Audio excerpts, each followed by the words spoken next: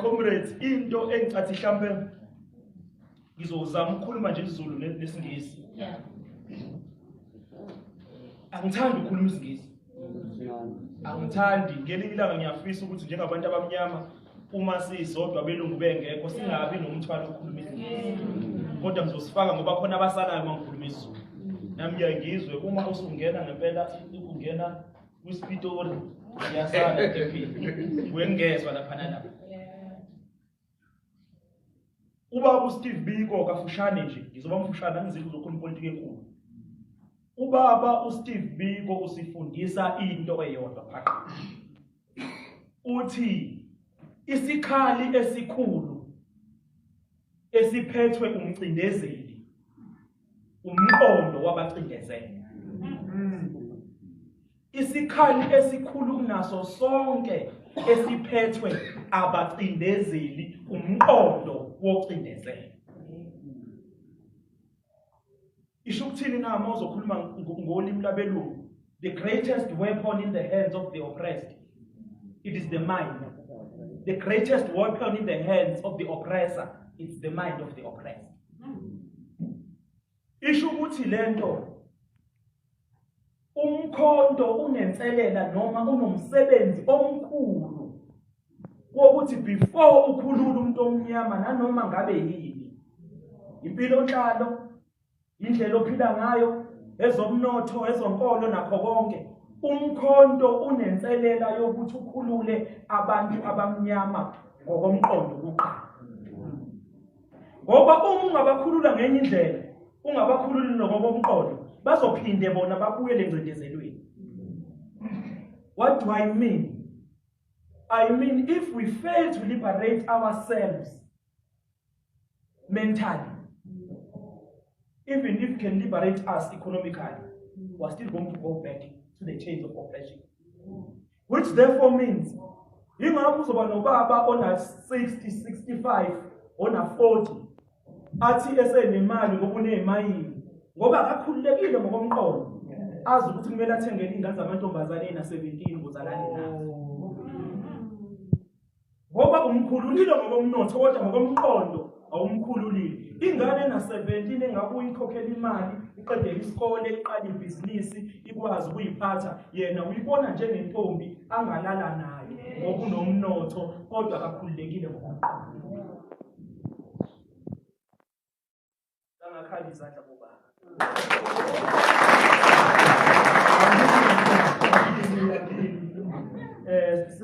Sekuthiwa sengiyimotherhood manje. Sengikhuluma njengemotherhood.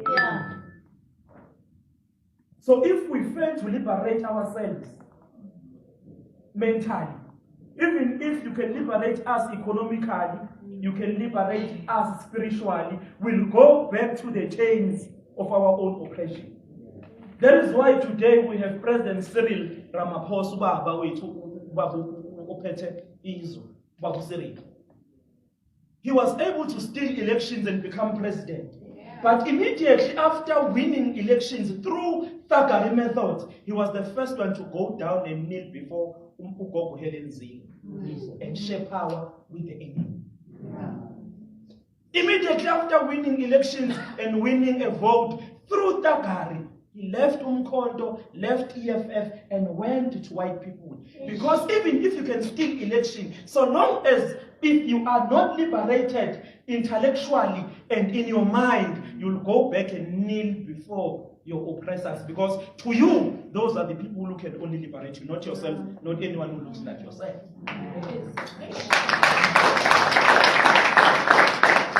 Baba Cyril umbona ngisho ehamba ukuthi inkosi yami uyakunyanya ukuthi wazalwa abazali abamnyama.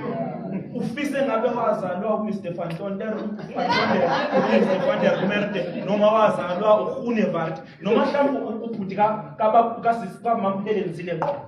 Ufise ngabe mhlawumbe ubhuti kaGogo Helen. Baba Cyril wafunda njengami. Yabo isikisami nesiqondile. Uma ngithi uPresident Zuma ungumongameli womkhonto futhi siyamthanda ngisho njalo nangesingisi ngithi uPresident Zuma is the president of MK and we love him. angeke ngifike ngithi hayi upresident Zuma umongameli womkhondo futhi siyamthanda bese ngithi mangikhuluma ngithi but President Zuma is umkhondo president. Ngakufundiswa ngakufunda ngoba phela ingane zami efunde belungu mhlambe zingakhuluma zithi umkhondo. Kodwa mina ukusukela mina nginkunzi ngombheki ngije ngithi umkhondo ngingakaze ngifunde. Baba uSiri lwafunde ezikoleni aze afunde nabelungu. Kodwa umbona ngisho ekhuluma nje ethi where's my iPad? Want my iPad? Where's my wife? Wakhala nyoni ngalo baba. Ngoba kuthiwa kwaya nasejele waboshwa. Yebo inkinga kusifunde lesingisa Bus John azama uBus John ngishe emile uBus John ngishe khuluma ngoBus John ngishe hamba uBus John uyabona uyena ubaba uSirili lo ungiStefan American who's trapped in the skin of a black man.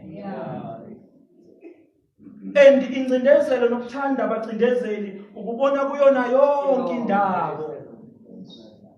Ubona ukudla esikudlayo indlela esifuna ukukhuluma ngayo nendlela esifuna ukugqoka ngayo. Yilo ngazalwa nje namhlanje sengiyimadabhodi. Yilo ngize ngaphuma kuyiclidi ngayo sengiyimadabhodi manje. Njoba ngiyimadabhodi nje angaze mina ngimbone umlungu ehamba eyothenga iwigi yamadred. Bese ufuna ukuba newigi yamadred. Angaze mina ngimbone umlungu ngibafica endlini bonke bagunda amakhanda bayifuna inwele zabo ukuyibeka. Mangibona umlungu egundile ngathi unecancer. Ilo ngazalwa nje mina angaze ngimbone ingane yomlungu idlala ngonodoli omnyama. Kodwa ngihlezi ngiyibona izingane zethu sithengela unodoli onamehla amhlophe ahlaza nomnodoli onenwele ngathi ezehashi bere. Umsila wehashi, umsila webere. So ngithini na? Ukukhuleka komqondo is to understand that beauty can be taught. You can be taught to love yourself as a nation. Exactly like you can be taught to hate yourself as a nation. We are the only race who hate our hair, hate our color, hate how we walk, how we talk, and hate how we speak. We are the only race where 100% of us in one room, we can speak a borrowed language and not speaking any of our own language. Only race in the world. Amandi amehlangene akhuluma isingisi. Abelungu abehlangene bakhuluma isingisi. Kodwa thina amahlangene sikhuluma ulimi lodlebe ekhanyela ngabe. Ama-China wasikhuluma isidala isingisi. Ngizoqeda ngisenzela lo 2 minutes. Ulipolitiki ejule kakhulu. So sidinga ukuthi sikhululeke ngokomqondo. Kusho ukuthini ke lokho? Kusho ukuthi umkhonto wesizwe ubaba wathi kuthi namhla eyoqala ngikhumbula kahle ngibizele enkandla ngihleli naye kuDisemba. Wathi ngwane umkhonto wesizwe yigxathu lethu lokugcina ukuthi siyothola inkululeko ephelelisiwe. Ngikhuluma ngeimportance ukuthi why ukhona umkhonto wesizwe. Uzobusuthola ukuthi kubaleke ngani ukuthi uWhatsApp ungabiye ukuthuka abantu. Uzobona ngempela mase chaza ukuthi umkhonto ubaleke ngani ukuthi yabona nje ukuthi uzohamba ubhizi uthukana abantu kuWhatsApp kuze kushona ilanga wena. uWhatsApp uthuka ucoordinate. Uthuka uconvene. Ukuthi wena ngoba awukho eParliament noma ukhethiwe njengekhansela usuzoshiya umkhonto uzo-understand ukuthi ngempela uduke ngokweqiniso. Umkhonto igxathu lethu lokugcina ukuthi sikhululeke ngokuphelelisiwe.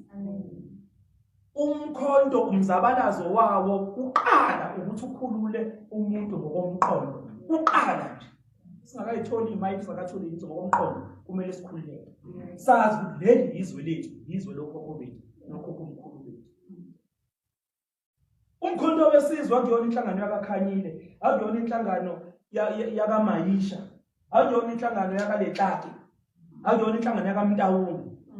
Umkhonto wesizwe is an organization which must speak against the oppression of black people in South Africa today and remain fearless. It must not stop here. It must continue to go to Botswana, and that this UDP which has taken power. It must not collapse. In fact, it must begin to form relations with Umkhonto weSizwe, because our agenda of Umkhonto is not only a South African agenda. It must go to Zimbabwe and say, Comrade ED Baba Mnangagwa, you are the one who led people of Zimbabwe out of oppression. Why today all Zimbabweans are all over the provinces, all over the world, hungry under your leadership as a black government? It must go to Namibia and say, you gain your democracy and freedom out of the oppression of the Boers when you're still a colony of South Africa. Why today you still speak Afrikaans in the absence of Afrikaners? It must go to the Middle East. It must go up in the land of Ubaba Colonel Muammar Gaddafi and said,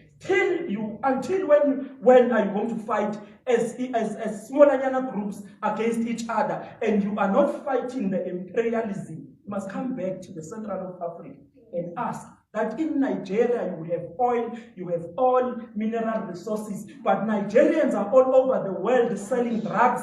Why is it happening under the hands of black government? It must go up in Morocco and say, why does Morocco say it wants to be justified and be divided outside of Africa, yet it is in the land of our forefathers? That is Africa. It must go out and say, we are now in Russia. In Russia, Comrade Putin, you love President Zuma. We have worked with you. But why does common people treat our people as a skunk of the world? Because the fact of the matter is, ordinary people in Russia still look down upon Africans. It must go to America and say, in America, black people still do not participate freely during voting. It must go to England and say to the King of England, why do you not keep our material resources in your own land? Return them. Now, Umkhonto weSizwe is not only for South Africa, it's for the world. It is the spear of the world, and the Rumula.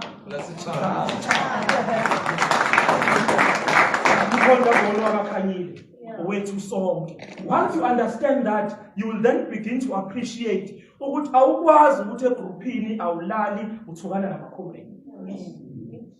Awukwazi ukuthi egroupini ngoba ubona incomrade liyayimisela. Comrade, asikwazi ukuba bahlukaniphe ngendlela efanayo. Musa ukuzonda umuntu ngoba umbona ukuthi uhlakaniphile. Comrade, awukwazi ukuthi wena ufuna ukuba yona yonke into. Nika abanye ithuba. Awukwazi ufuna ukubukwa nje, wena wesa nje ufuna ukubukwa nje ku-organization, wena nje siphelezela wena sonke emkhondweni. Ukwazi kwenza njalo. Uma understanda lezo zinto, uzo-understanda ukuthi umkhonto ngempela ufane ANC. Asikwazi kuba amakhansela sonke. Emkhontweni uma unenkinga mhlawumbe ungakhethiwe, udiniwe, vala ifone, udeactivate uWhatsApp, uphume emagroupini, uhambe for 3 months. Ungavuka usuposta uthi ishwa msholozi ishwa. Usho yonke loo nto leyo. Ngoba wena ushayiwe namhlanje. Ngoba effect of the matter, comrade, I'm here to tell you the truth. Umkhonto weSizwe is going to govern South Africa. Umkhonto weSizwe is going to be a government of South Africa. All political leaders know it. Those that you look up to know it. Professors know it. Scholars know it. Senior citizens of the country know it. Wena comrade sonke sisalingana manje umkhonto angithi siyawufoma manje sisalingana kodwa after 3 years sobe singasalingana. Yazi kuyoba kuhlungu sasihleli nawe comrade lami ma wami siukhanda kanje umkhonto kunzima sizovolunteer after 3 years awusekho wena. Usuhamba nabantu ongabazi umkhonto, usudiniwe neskipe esiyellow into engesalungiseka, uhamba wedwa akekho umuntu ofuna ukusondela kuwena. Usuyajika ukuthi uthakathile. Kanti wadinwa ukhanyile emeetingini. Wathi mawucuba ukhanyile wasuthuka sonke egroupini. Kanti engabe wakhipha uWhatsApp wathula utshele nje noma umuntu ohlekisana na noma bangani uthi hey lo mkhonto nyanya yini yabona nje ngicasukile ucasuka akekho umuntu odinga forever. Mase wehlile mase uyabuya sibona usupost umkhonto. Ngesignal sokuthi hayi busawe holiday. Busawulungisa idlozi. Hayi busawubabhadisa. Bese ngesisho ukuthi usasithuka nabangani bakhe. Mase uyabuya aqhubeka. Ngoba umkhonto unabo bonke abantu ngaphakathi. Unamakholwa, unabasindisiwe, unabathakathi, unabanomona, unabanothando, unamaxoki, unabantu abanenzondo, unabonothando. Asikwazi ukuthi emakhaya asikwazi ukuxabana siba u10 ukuthatha umkhonto namamiliyoni wabantu zohlezizwana. Kodwa uma kunexabana encane awusuku wena usushisa imizi. Uhleli ngaphakathi endlini la ithumeni ushisa indlu la uhleli phakathi kuyo. So into engiyisho comrade ukuthi umkhonto uzogovernisha South Africa, rest assured uzoba uhulumeni. Futhi thina sekubalekile ke sekumele siqale sihambe sikhulume njengohulumeni. Angisakwazi abantu ukuthuka iEFF ukuthiwa ngiyathanda. Ngizoyithiwa kanjani iEFF ngoba kusamele siyiphathe? Ngizoyithiwa kanjani iDA ngoba kusamele ngiyiphathe? Ungathi wena uhulumeni uthuka wonke umuntu ekumele umphathe. Ngisho ubaba uSirili uMatamela sazoba uhulumeni kaSirili shaya izandla. Sizoba uhulumeni kababa uSirili. Kodwa thina sizongena emandleni. Soqala sha 2026 siyahlanela umeya uthaphuthaphu siyophuma le. U2029 angazi ke siyovala ngehlahla. Masifika khona sikwazi ukuthuka abantu bekade. Ngoba kuzomela thina sibanese sibatilona simhlulile kuma elections ozani sekhaya. Sibaphathe ngesineke kuze nabo bakholwe ukuthi hawu kanti lo mkhonto ngempela wawuzosikhulula nathi ngoba thina njengabantu eSouth Africa abamnyama asibuki thina ipolitiki yamaqembu manje. Sonke njengabantu abamnyama sicindezelekile. Noma ngabe ku-DA, noma ngabe ku-umkhonto, noma ngabe ku-ANC. Uma ungumuntu omnyama eGoli, eLimpopo, eKZN, sonke sicindezelekile. Into ehlukanisayo amaqembu kuphela. Uma sesithatha uhulumeni sizokhulula wonke umuntu asinendaba ukuthi siwakuliphi iqembu. Siyezwana comrades? So bengicela ke comrades ngalawo mazwi ukuthi umkhonto asingawudedeli, umkhonto asiubambe. Namhlanje bani ngibona gqoke kahle kanje bengiyohlangana nobaba abano Facebook ngibona lapha ngipostile na Facebook. Ngijabule kabi ngijabulisa okwengane. Ngihlangene nobaba advocate Dalimpofu osentini namhlanje. Ngizoma siwangiza la ngasho ukuthi ngibiziwe ngala wathi baba Dalimpofu uzofika very soon ufuna ukunibona la. Uthe futhi ufuna ukuhlala la eGoli kasebenza la eGoli. So ngijabule kakhulu comrades nami ngijabule bengifuna ukuyomthinta ngempela ukuthi umkhonto ngempela. Ngathi uthi kwaza umkhonto kwaza. Wathi uyakwazi umkhonto. Ngajabula ngathi ngijabulile babudali kusho ukuthi ngempela eSouth Africa sizophatha. Uma sijoyina no-advocate abantu abafundile. Abantu abale phezulu. Abaqala amanye amaqembu besijoyina ngathi hayi cha siyabonga uzobatshela nala emeetingini wathi hayi uyehla usaseKZN yobona ubaba ubani lapha besongo 4 saphuthuma lana emeetingini bese ngixolisa baba wami omdala ukufika late ngingaqondile kodwa le meeting bengeke ngimdedele ngoba ngifuna ukufika ngazi kahle ukudala uyadlala lapha ku-TV ngoba umkhonto ngempela ngiphathela nesikipa wathi uzogqoka post yathi ngifuna upost bezobona ngoba cathi uyadlala umkhonto uyakwazi amandla away